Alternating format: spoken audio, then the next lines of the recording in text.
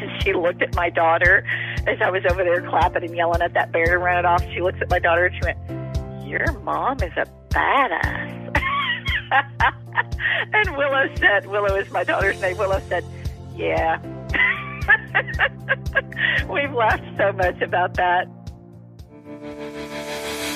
Welcome to the Woman Angler and Adventurer podcast, inspiring real women with a passion for fishing and the outdoors to go get their adventure on. Now, here's your fearless host, Angie Scott. Welcome to this week's episode of the Woman Angler and Adventurer podcast from the Lance Truck Camper Mobile Podcast Studio. It's been a minute since I featured a fly angler on the show, so this week I'm honored to welcome Charity Rudder, owner of R&R Fly Fishing in Townsend, Tennessee, which is nestled right in the Great Smoky Mountains in an area I really haven't featured much on the show.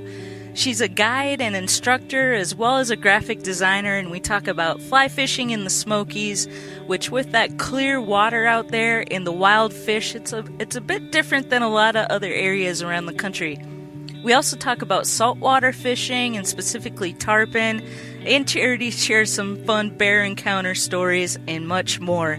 She has a women's glamping event going on this week, and so as soon as I'm able, I plan to take the Lance Truck Camper Mobile Podcast Studio out that way to Townsend so I can experience this area in person.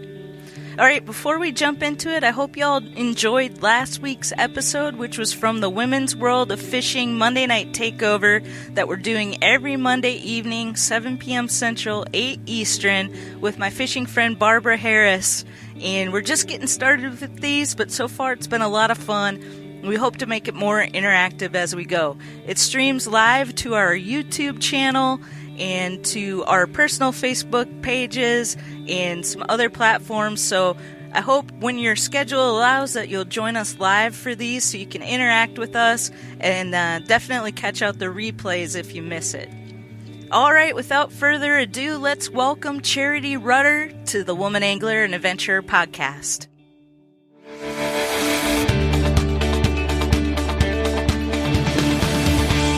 Charity Rudder, welcome to the Woman Angler and Adventurer podcast. I'm always excited to feature fly fishing anglers on the show, so happy to have you on today. Thank you so much for having me.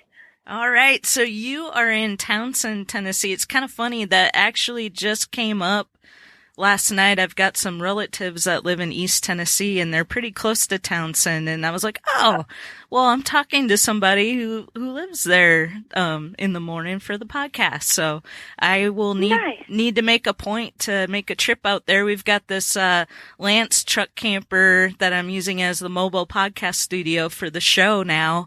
And so it'd be really cool to camp out there somewhere. I'm sure there's lots of great places in that area to camp.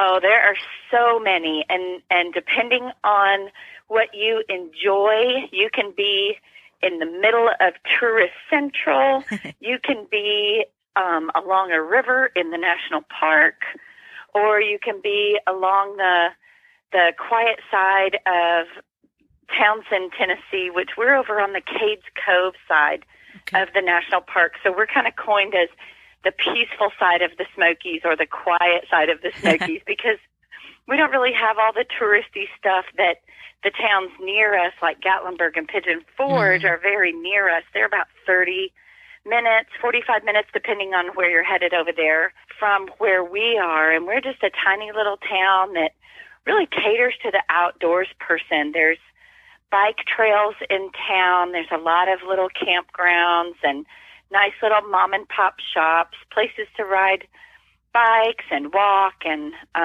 most of the places you stay in Townsend, whether it be a motel or a hotel or a rental cabin, everything has like a porch and a rocker on it, a porch with a rocking chair to sit and have your coffee. So it's just a slower paced kind of town, which I love. I'm all about that. Sounds like it's kind of maybe the best kept secret of the Smokies. It is a great little quiet place. Yes, it doesn't have to be in the middle.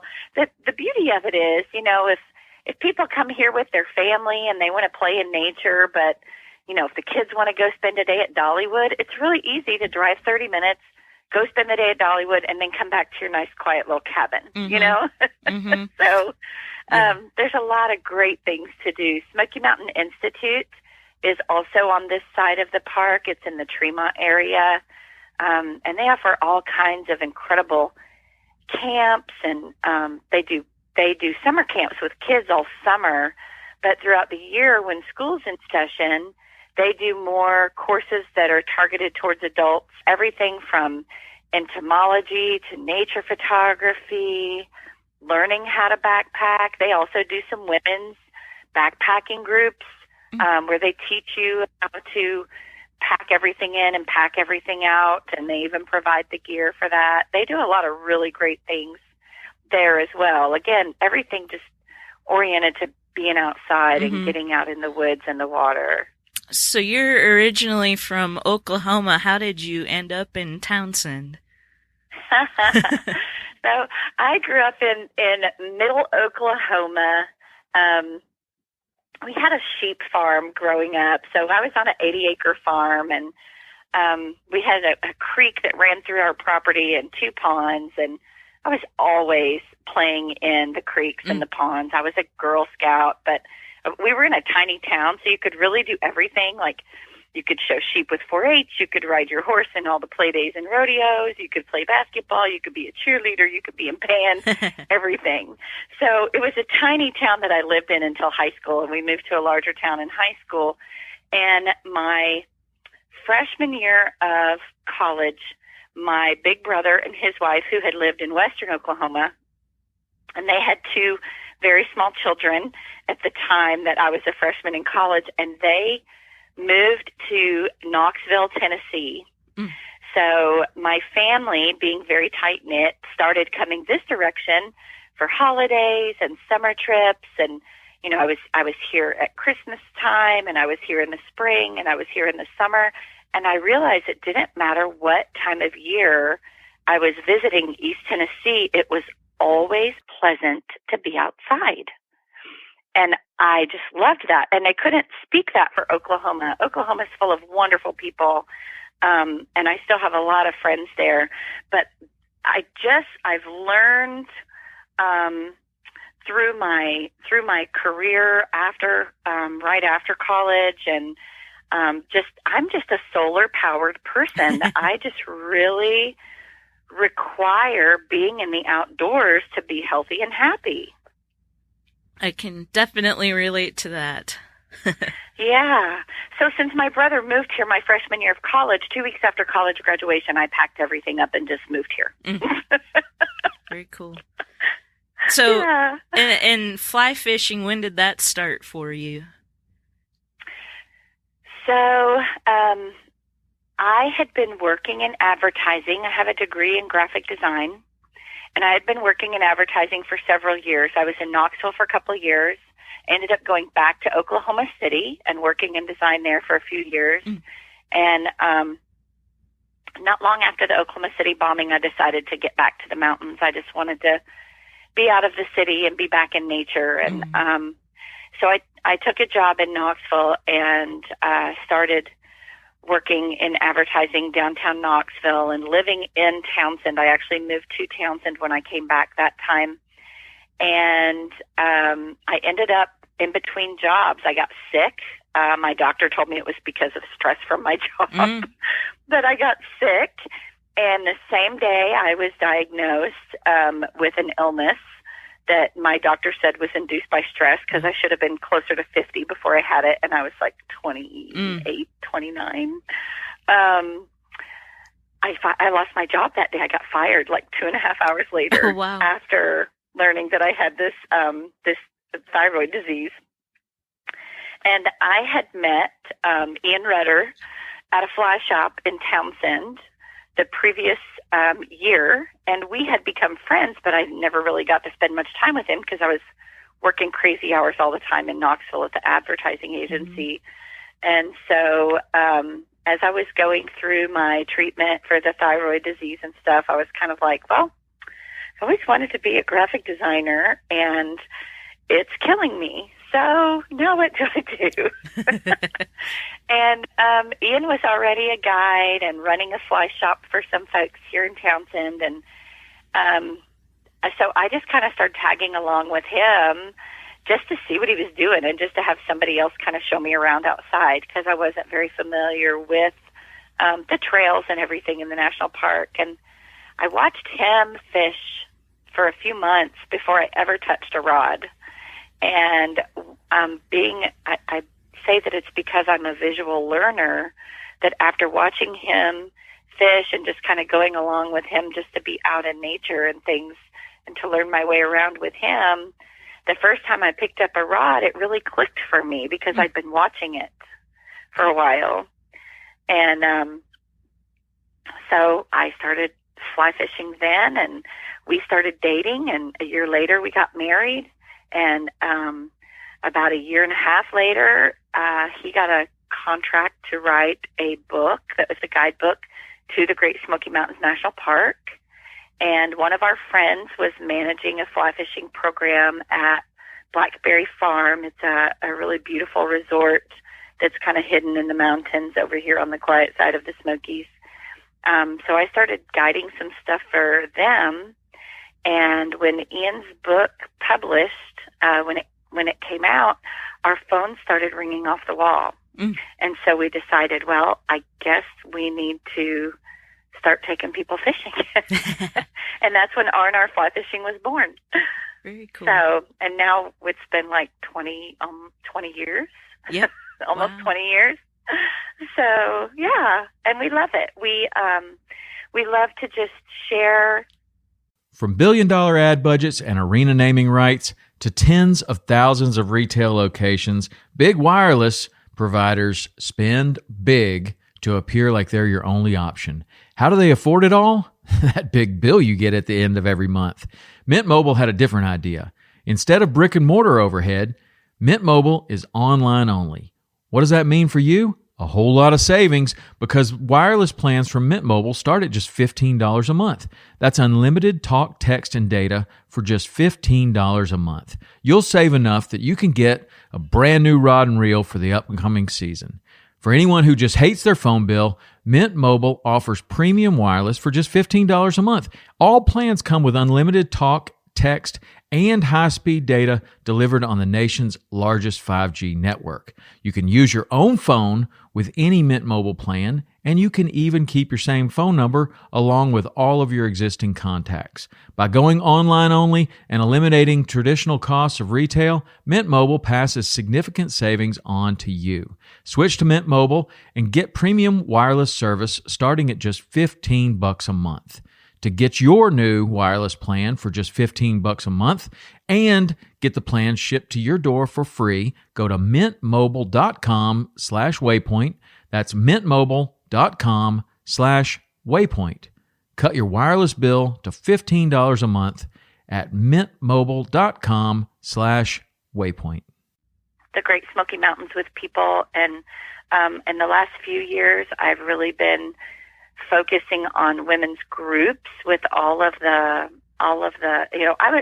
I've always kind of been in the middle of the boys club kind of thing with fly fishing, just because that's what was around me. But my husband, I was always with him doing stuff, so it never really felt odd to me, because I was just there as his partner and in the middle of it, and got involved with Trout Unlimited, got involved with volunteering in the Great Smoky Mountains National Park with the fisheries biologist, and I still love that to this day. I've been doing that for ever since I met Ian, so like 22 years, and I still learn something new every time I go out with the biologist. It's just so fun.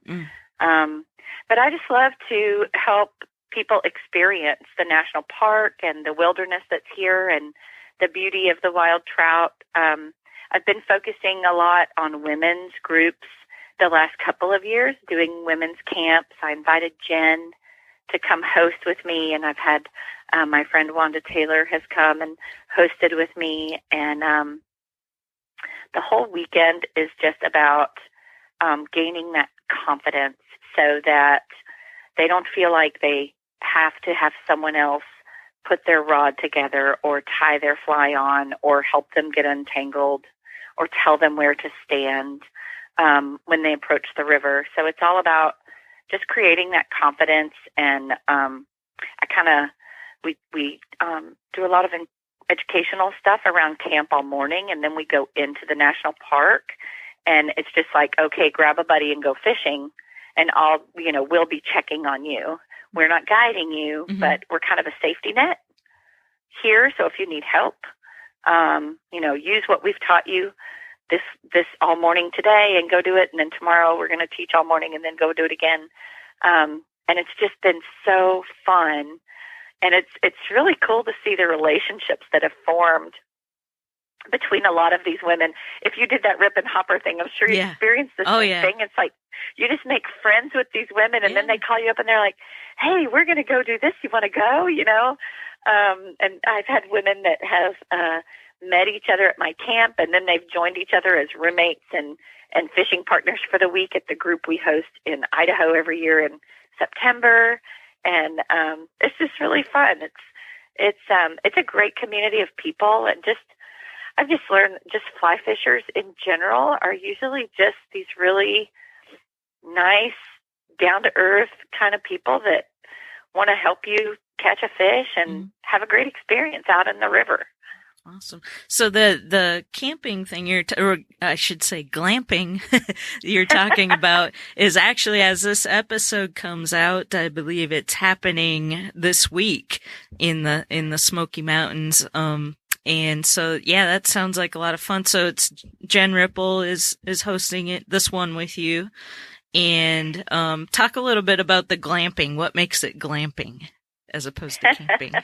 So my husband and I used to host these 4-day backcountry fish camps in Hazel Creek, which is an area that's a very popular area in the Great Smoky Mountains. It's a historical logging community area.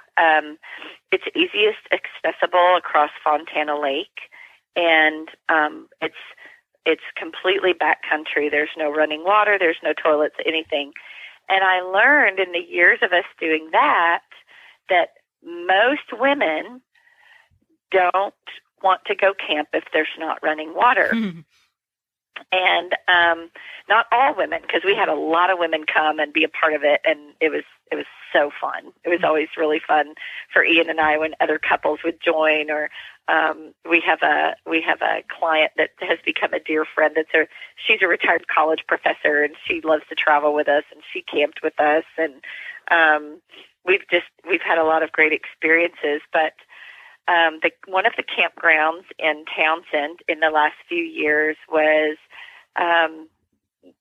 refurbished by a new, this couple came in and they bought it and they refurbished everything, and they put in these big, beautiful canvas wall tents, but they have wood floors and they have beds with big, posh, fluffy comforters, and they have big, fluffy terry cloth robes for every person. They have a bathroom with a sink and a toilet and a shower and a big covered porch with fun furniture on the porch and a kitchenette.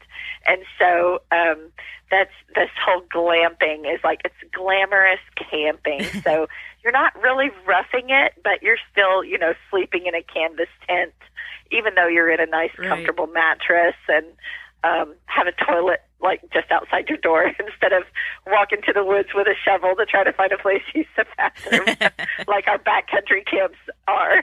Right. Well, that sounds really, really cool, and I'll look forward to seeing hopefully some pictures and stuff from the event. Yeah. Do you guys get a lot of bear encounters in that area? We do.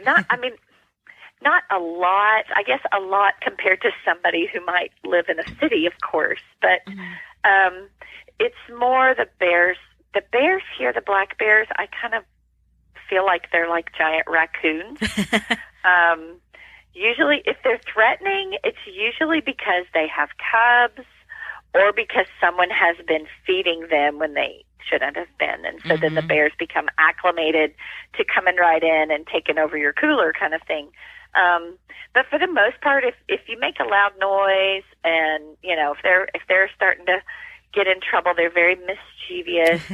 They'll kind of run off. They're usually scared of us. But, you know, at camp last year at camp, this was really funny. Last year at camp, there was a bear that came walking across camp. It was last May at our glamping event. And there was a family with a big RV. They were in one of the sites right by the river near where our tents were. And we were all sitting around the campfire. And my teenage daughter is she serves our meals and does all the cleanup and sets all the food out and does all of that. I hire her to help me do my glamping events. And we're sitting there at camp, and she was sitting there strumming her guitar, and she looks up and she says, "Well, there's a bear." And and all the women kind of jump up and turn and look, and that bear was beelining to this family that had their RV by the river, because their picnic table, they were sitting at their picnic table, but it was covered with chips and cookies and drinks, and they had all kinds of food sitting out. And this bear just walked. I mean, he didn't care if we were there at all. He just went straight across, went right towards their camp. They all jumped up and ran behind the camper. And so the bear's like, great, free for all, you know. So I get up and I go walking over there, and I'm like, hey, and I clap my hands at it, and it kind of stops and looks at me.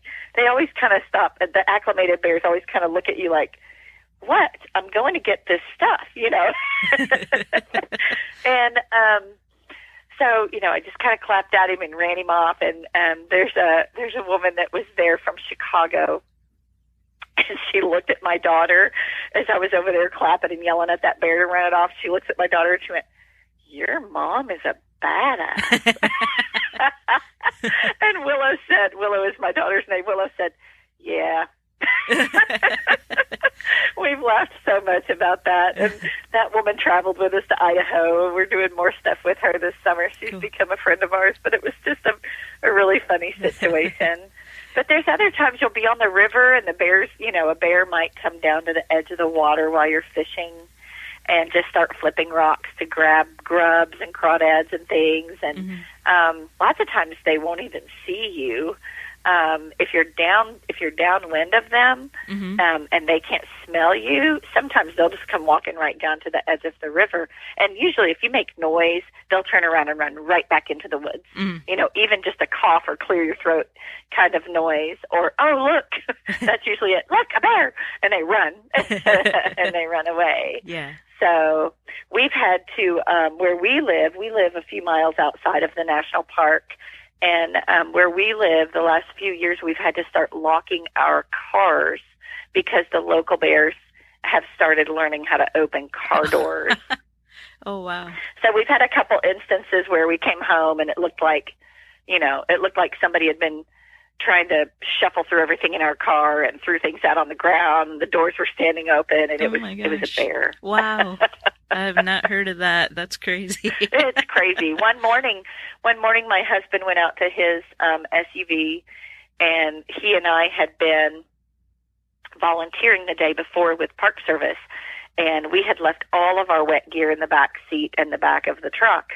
And so he went out there to get his coffee cup out of the truck, and when he opened the truck, you know, it was all wet, and so he rolled down the window, the front windows, and he came back inside, made coffee, took a shower, went to get the gear out of the truck so he could take the kids to school.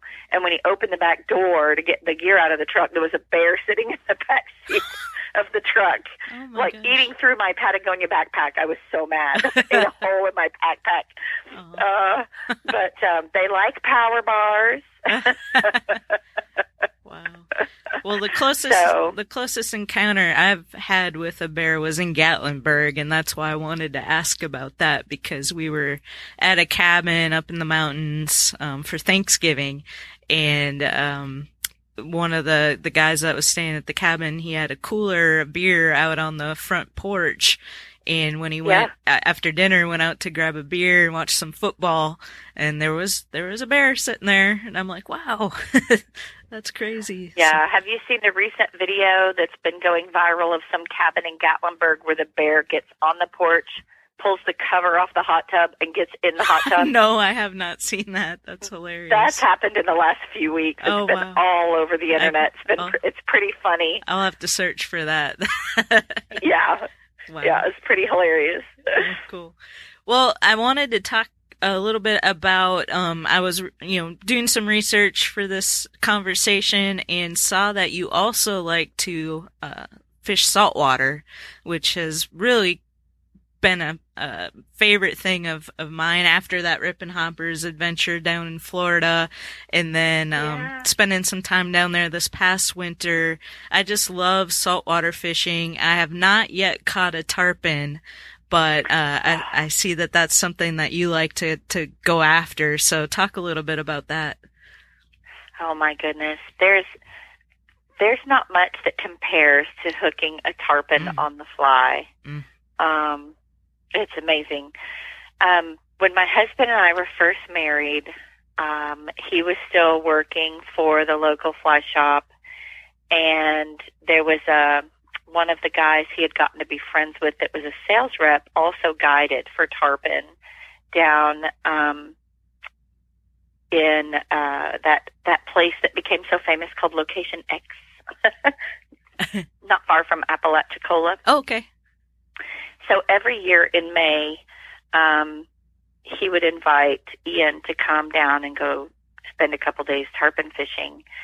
And I was brand new to fishing big rods. I had only done small stream stuff for like 2 years, and I didn't feel like I was really great at it, but I was getting it. I would go out and catch fish, and I didn't realize then how many people come to the Smokies and try to catch wild fish and just struggle with it. There's a lot of things, because our water is so clear and because our fish are wild, it really adds an element of difficulty to catching the fish and sneaking up on them.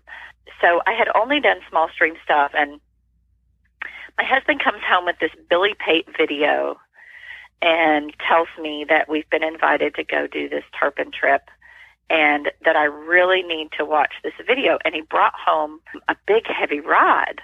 And he said, "You've got to learn how to cast this rod." And I was like, well, why is this so different? I didn't realize. And so he had me watch this Billy Pate video. And I don't know if you've ever watched any of Billy Pate's instructional videos about tarpon, but he has that beautiful old-time Southern drawl when he talks, and he was very good. And I thought when in the video it showed when he hooked a tarpon, and it zoomed in, the video zoomed in on the reel, and the reel was moving so quickly forward that it looked like it was going slow motion backwards. Have you ever seen like a video of a car tire going down, a wheel on a vehicle going down the road, and it kind of looks like it's going backwards, slow motion? Do you know what I'm talking about? Yeah, totally.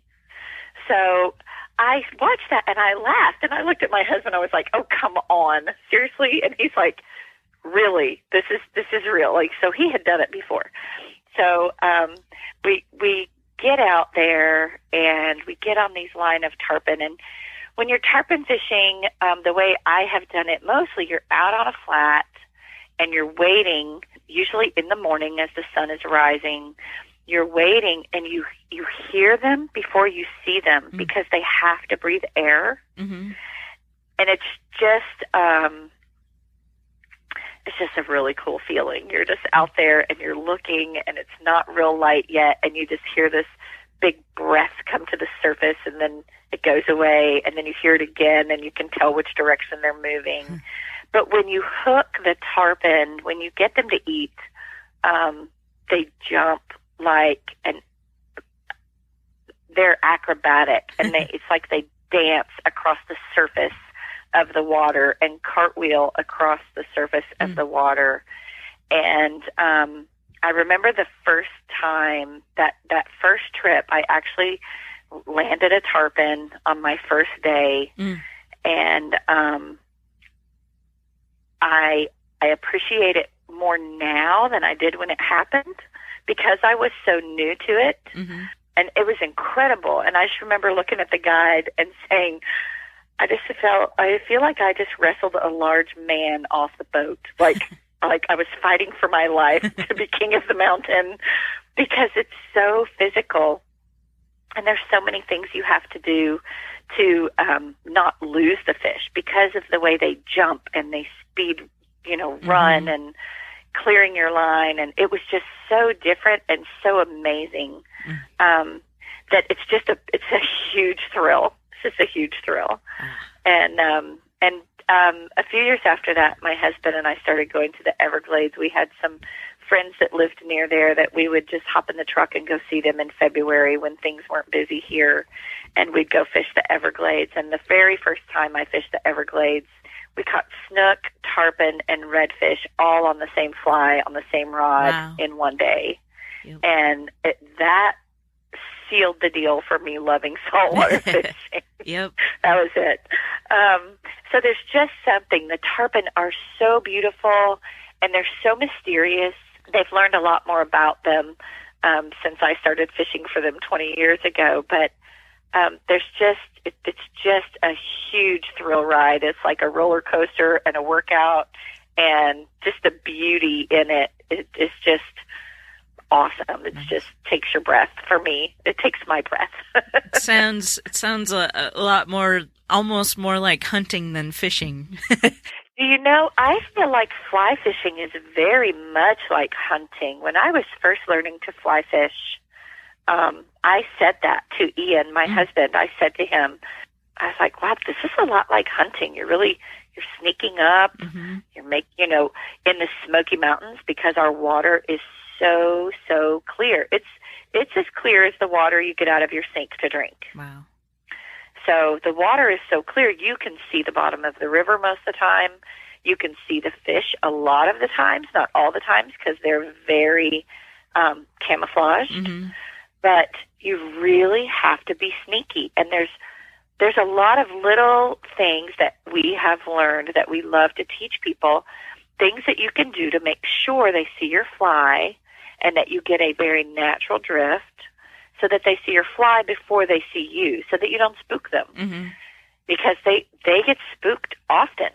Talk about the different trips that you guys offer. Do you have a drift boat and then wading, all those different options? Yes, for years we did drift boat trips. We do a few now, but we don't have them on our booking schedule regularly. As you know, where you are, we've received more rain in the last 3 years than ever. So with all of our tailwaters being dam controlled, we had a couple of years where the dams were just spilling every spring, half of summer, and it really ended up taking us off the water several days when we were scheduled to work with the boat and then just couldn't. If the water's too high to fish, we're not going to take someone's money and just take them on a quick boat ride down the river. We're gonna do our best to find something that's actually going to fish well for them, and not put them in a situation where it's extremely difficult and not the kind of fishing we want. So we have really turned our focus back to only the national park. We offer half-day trips that are usually about 4 or 5 hour trips, depending on the time of year. Sometimes we're doing 2 half trips in a day, where we have one group in the morning and another group in the afternoon. Or we also offer full-day trips. I love the full-day trips because we can walk in a little ways away from a trailhead or the roadside or wherever we've parked our vehicles, and really get back away from the crowds, away from the more easily accessible water, so that we get into areas that don't have quite as much pressure as the easy access points do. And the native brook trout here in the Smoky Mountains are some of my absolute favorite fish to catch. And they're so beautiful. They have, incredible color and markings, and they're the smallest of the fish we have here in the Smokies. Just by nature, they're a smaller fish than the rainbow trout and the brown trout that we have here. But they're our native fish, and really it's like you're walking through waterfalls all day long when you're in a brook trout stream, because they're usually a little more elevation. There's a lot more, there's just a lot more change in your elevation as you're fishing for brook trout. So you're kind of climbing through the river all day long. Not dramatically. Some places are dramatic. Some places aren't as much. But it's just a beautiful setting. I just always feel like the further in I go for brook trout, the more beautiful it gets. Awesome. I'm visualizing this in my mind as you're talking about it. Oh my gosh, you'll have to just come and and the other thing about the brook trout is that they're a lot more aggressive than the browns and the rainbows. They're a predator fish like the brown trout. But the brown trout and the rainbow trout, lots of times if they eat your fly and you miss the take and you don't get your hook set, they're gone. You can just usually forget it. They close their mouth on that hook, they spit it immediately, and they're done. They are not going to eat a bug that looks like that for the rest of the day. So you just got to keep moving. So a lot of the fishing here, and I think it's for any wild trout really, is that you fish a spot, get a few good drifts. If they're not eating, maybe change up what you're doing a little bit, or maybe figure out that maybe you've done something that could have spooked them, and just move on. Just go to the next pool. Just keep moving on. So really, we're just walking and moving upstream through the river all day. And I say moving upstream because that's the direction the fish feed. They are always looking upstream, waiting for the bugs to be carried to them. The nature of our clear water, fishing downstream is not very successful. There are occasions that somebody might swing a fly into the back of a deep pool, or right as they're picking it up from behind them, a little trout might run out and grab it, kind of thing. But it's not as common, just because if the fish are downstream of us, it's likely they've seen us. So they're not going to be as active and comfortable feeding if they see us. They've been on the defense their entire lives in the Great Smoky Mountains National Park. So they weren't raised in a tank and head fed and then put out there. So they are very skittish. So you've got the glamping event coming up here very, very quickly. What else do you got going on in 2021? Sure. So other than our half-day and full-day guided trips that we offer here in the Great Smoky Mountains, I do the women's group trips. Been trying to do 2 a year, and I had such a huge response from my women's glamping event this year that I added another event in June. It's not glamping. The glamping tents I use at Little Arrow Outdoor Resort here in Townsend, they were not available, so I rented a couple of cabins from them that are on the river, and that's June 17th through the 20th. And we're really going to focus on casting and why the different casts are important, like the roll cast and doing a sidearm cast and doing an across-the-body cast. So we'll do a lot of outdoor classroom casting. The cabins that I've rented have a really large yard area that we can do some casting on land, and then one of the two cabins actually sits waterfront. They're right beside each other, and one of them is right on the river in Townsend on Little River. So we'll be able to cast on the lawn, get the feel of it, then walk out in the river there, do some of it, and then go into the national park. Just as I do the glamping events, we'll go into the national park and, say, okay, pair up with a buddy. We got the buddy system, so everybody's safe. And let's go put it to work. And usually what we do is I'll do a demonstration on the river in the park where you have to use a roll cast or where you have to use a sidearm cast, and show, the purpose of those casts and how they can really benefit you to cover more water, or maybe reach fish that you might think you can't get a cast to otherwise, kind of thing. So I do have some slots still available for that. It's smaller than my glamping event because we're not at a campground, there are not additional bathrooms available. It sits on the river a little further downstream from camp. So I've created the lodging there so that there's not more than 2 women sharing one bathroom. Mm-hmm. So I only have room for 6 women at this camp. And it's $1,500 a person. It includes 3 nights lodging, all of the food, all of the instruction, a box of flies, and a lot of fun with other women that love to be outdoors and go fishing. Very cool. So if somebody's interested in that, go to the website. Is that the best place? Yes, it's under the travel button on my website. My website is randrflyfishing.com. You just have to spell out the "and." Mm-hmm. So it's there's a page that says travel under at the top of the screen on our menu. Or I guess on the little bars. If you're doing it on a phone, it's the little bars. You just click down on the bars. We also, every year for the last, I guess this will be our 16th year, hosting a group out west. And so we have arranged this year, and for the past 10 years, we've been going to Trout Hunter Lodge on the Henry's Fork in Last Chance, Idaho. And we hire all the guides and reserve the lodge for the week, and everybody meets up there, and we spend 7 nights in the lodge, 6 days with a guide, exploring the area there, all the tributaries of the Henry's Fork. It's a close drive to Yellowstone National Park, so the guides there can take people into Yellowstone National Park to fish as well. And we're not that far from the Madison River in Montana. It's not far from Cameron, Montana, where the Quake Lake area and the slide between Quake Lake and Ennis, Montana, or between Yellowstone National Park and Ennis, Montana. The guides will take people over there and do trips as well. And we still have a few rooms left for that. That's the last week of September. I believe we check in on Sunday, September 26th. And we come home, we check out the next Sunday, and I don't have the number in front of me exactly. It's approximately $2,800 per person.